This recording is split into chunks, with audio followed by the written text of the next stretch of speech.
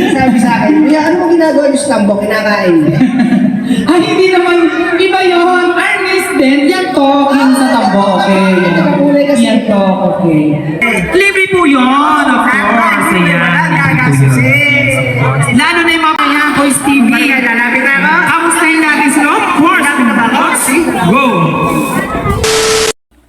So, ngayong araw nga pala mga kuys is naimbitahan tayo sa isang event na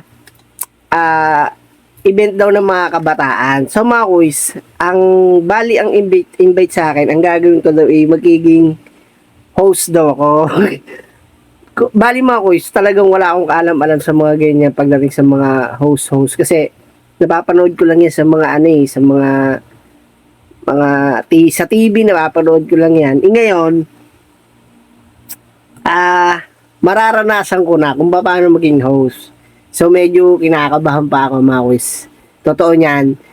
Kagabi ko pa siya pinag-iisipan kung paano yung pagiging host. Paano siya. Medyo, hindi kasi ako sanay sa mga ganyang, mga kuys eh. Hindi ako sanay kung paano siya or anong gagawin ko. Ngayon, sabi ko, sir, paano po ba yan? Meron naman daw mga script na isasama. So, kagabi ko pa siya pinag-iisipan kung paano at saka kung ano yung mga dapat sasabihin mga kuys. Kasama ko yung pamilya ko, kasama ko yung mga kaibigan.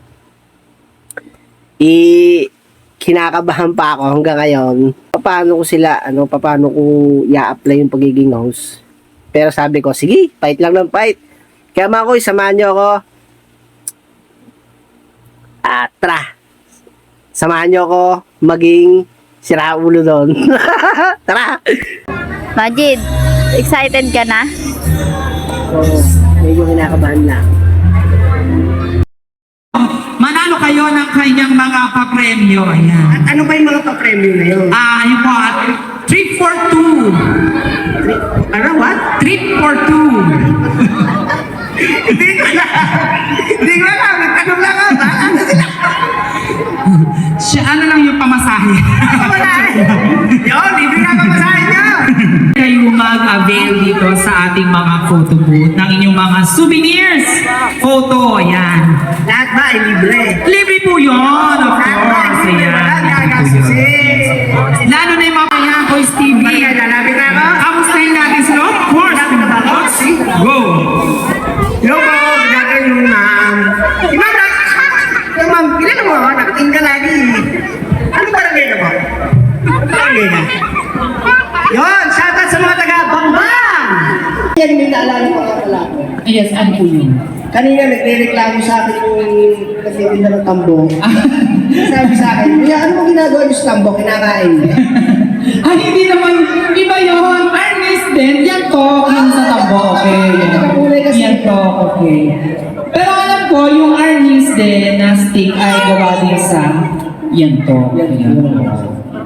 Pero hindi pang hataw. Ang hirap na yung kuya yan. Oo. Ang Ernest kasi ngayon ay sports for parang martial arts din yan. Self-defense. Ayan. So, ayun nga mga kuys, kagigising ko lang. Ayan, napanood niyo yung ginawa kong kabalbalan, kalokohan. So mga kuys, wala talaga akong alam sa pagdating sa mga pag-host. Wala talaga akong alam about sa pagsalita sa on the spot. Madalang lang eh. On the spot sa pagbablog. Pero yung on the spot, yung kaharap may mga medyo may konting hiya. Pero ganun pala yung pakiramdam ng mga kuys. Pagka nahihiya ka sa una lang, pero pag tumagal ka na, nawawala na yung kaba mo. Nawawala na yung hiya mo. Kaya nasasanay ka na. Kagigising ko lang. Ayan, hindi pa ako nakakapag-mumugi. Bali, masaya pala maging host. Kaya yun lang ibabahagi ko sa inyo mga kuys. Salamat.